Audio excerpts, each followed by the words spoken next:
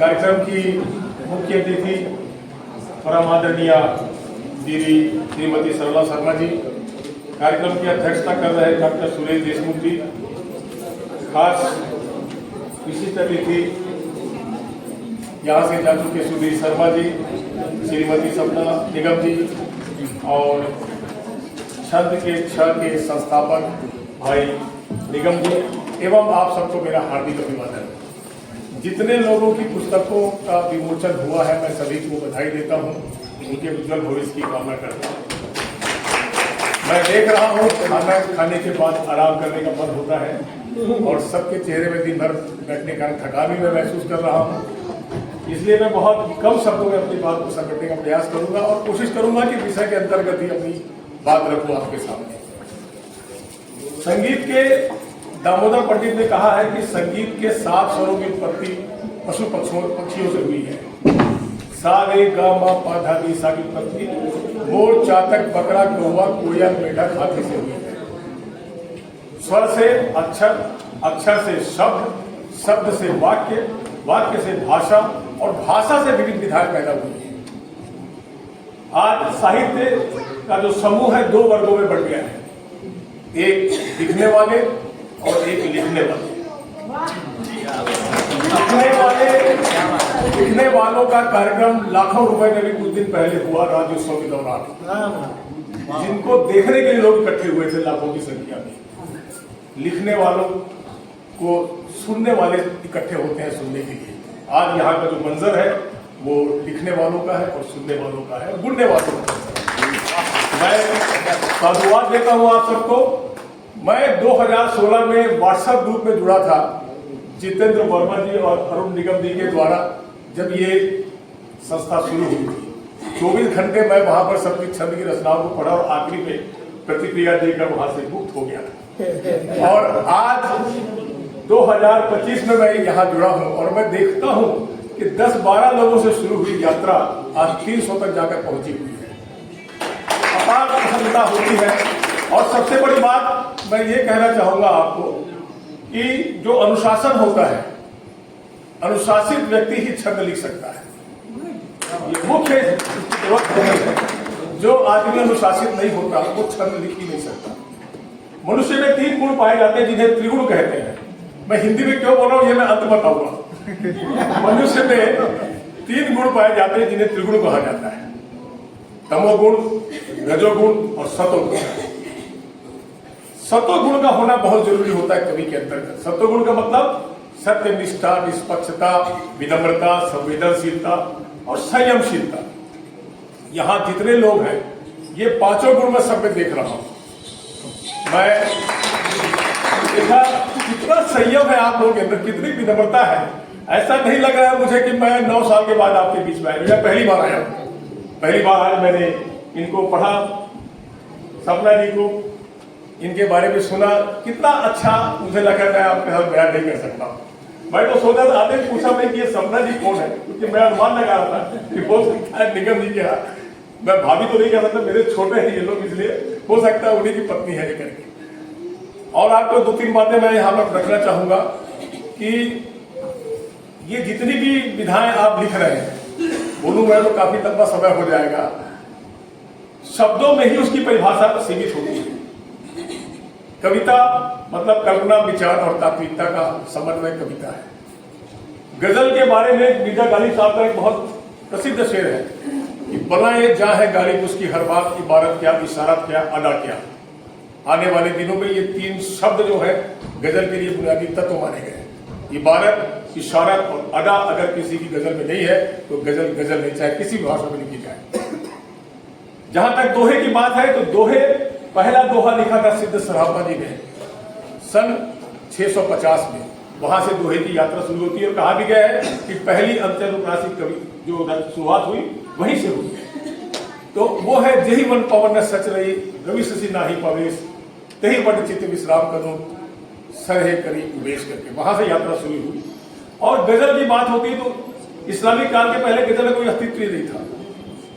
उमायद काल, उसके उस समय ये 2 पंक्ति की रचना, जिसे मतलब ये कुछ लोग बैत कहते थे, कुछ शेर कहते थे। वहां से वो बैत काल में इसकी यात्रा शुरू हुई 1000 में गजल संपूर्ण स्वरूप में, और 12वीं शताब्दी में भारत में गजल आई। और अमीर खुसरो ने लिखा था कि 2 पंक्ति की उनकी वो है, कुछ लोग मानते हैं कबीर खुसरो से हिंदी गजल आरंभ हुई, कुछ लोग मानते हैं कि कबीरदास ने शुरू किया है। गोविंद त्रिपुरारी ने कहा उनके बारे में।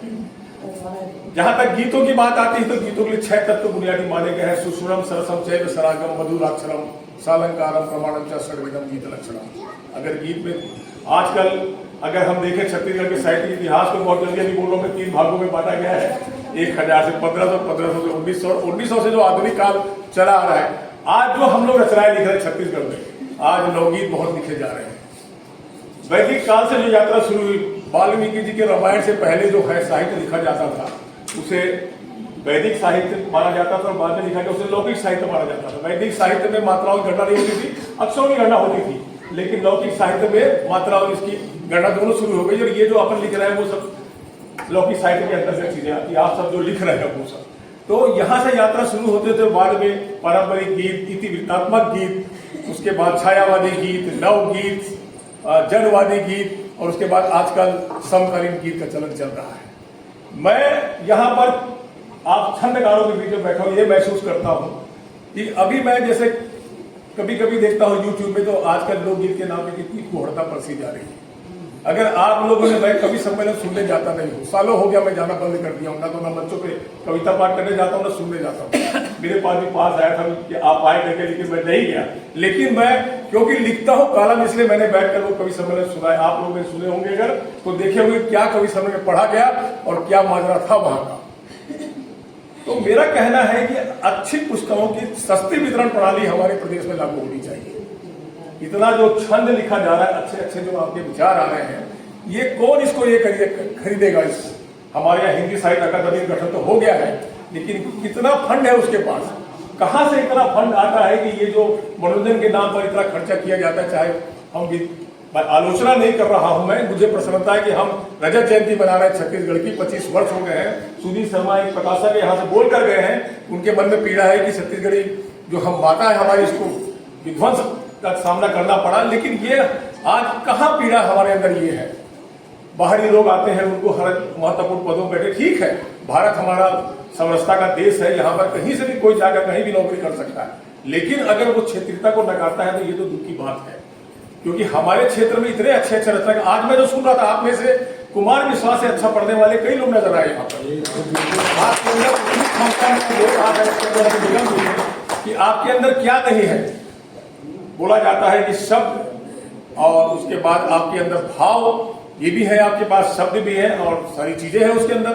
बोला जाता था कि भाव की कढ़ाई में कविता पत्ती, केवल उसमें बौद्धिकता की छौक लगाई जाती है।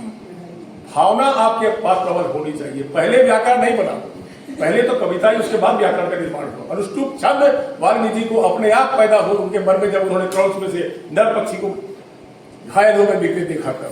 तो ये कविता ऐसे पैदा होती है, आप जिस रास्ते पर चले। और एक बात मैं हिंदी में इसलिए बोल रहा हूं कि अभी नया दायित्व तो मुझे मिला है राष्ट्रीय सदस्य का, हिंदी का भी दायित्व तो मेरे पास है छत्तीसगढ़ के। क्योंकि क्या होता है, जीवन में सफल होने के लिए 3 भाषाएं बहुत जरूरी होती है। मातृभाषा से अगर क्षेत्रीयता का बोध होता है तो राष्ट्रभाषा से राष्ट्रीयता का बोध होता है। मैं बराबर अपनी माता का सम्मान करूंगा, मैं, ये अच्छी बात है, मुझे करना भी चाहिए। तो भारत माता का सम्मान कौन करेगा? विदेश में जाने के लिए हम अगर बहुत सारी भाषाओं को सीख सकते हैं, तो अपने देश में रहने के लिए हम राष्ट्रभाषा क्यों नहीं सीख सकते? आपको बता रहा हूं, 1967 में एक राष्ट्रभाषा अधिनियम आया जिसमें स्पष्ट रूप से लिखा हुआ है कि जब तक किसी भी प्रांत का एक भी एक सदस्य अगर या एक भी विधानसभा का वो कोई अगर सत्र अगर इसका विरोध करता है हिंदी का, तो देश में राष्ट्रभाषा लागू नहीं हो पाएगी हिंदी करके। और यही हिंदी राजनीति का शिकार हो गई। और एक विडंबना है कि 2003 में 8वीं अनुसूची लागू हो गई देश में। 22 भाषाएं, 11 लिपियां हमारे देश में उसमें सूचीबद्ध हो चुकी है। 38 भाषाएं कतार में, जिसमें छत्तीसगढ़ी भाषा भी शामिल है। आज होड़ लगी है कि हम कैसे 8वीं अनुसूची में अपना नाम शामिल करें ताकि राष्ट्रीय स्तर पर मिलने वाले लाभ का फायदा उठा सकें। हमारा दायित्व बनता है, जब आजादी की 75वीं वर्षगांठ मना रहे, लेकिन राष्ट्रभाषा विहीन देश में मना रहे। आपका मेरा सबका दायित्व बनता है कि हम छंद के माध्यम से इस पर भी एक अभियान चलाएं। मैं अरुण निगम जी से भी आग्रह करूंगा कि अपने जैसे आप यहाँ जितने साधक हैं, कम से कम कभी अपनी एक रचना के माध्यम से ये आवाज होने की हिंदी को राष्ट्रभाषा का दर्जा अविलंब मिलना चाहिए। पहले ये बात होती थी, ये मंच है, और इसके बारे में जब भी कोई, जैसे सुधीर जी कह रहे हैं कि छंदकार ही जब तक कलम नहीं उठाएंगे तब तक किसी काम में जू रहने वाला नहीं है। तो आपका भी दायित्व है, मेरा भी दायित्व है, हम सब मिलकर हम छंद लिखे, अच्छी बात है। और छंद होता क्या है कि लय होना चाहिए, शब्दों का अनुशासन होना चाहिए और भाव होना चाहिए। मुख्य छंद की जो शुरुआत की थी उसकी अवधारणा ही ये है। मैं बहुत ज्यादा समय नहीं लूंगा, ज्यादा बोल दिया। मैं आप सबको शुभकामनाएं देता हूं और खास तौर पे अरुण निगम जी को देता हूं कि आप सबसे संवाद रखने का मुझे अवसर प्रदान किया गया। मुझे ये जो सम्मान दिया आपने, इसके लिए मैं हृदयता से आभार व्यक्त हूं। बहुत बहुत धन्यवाद।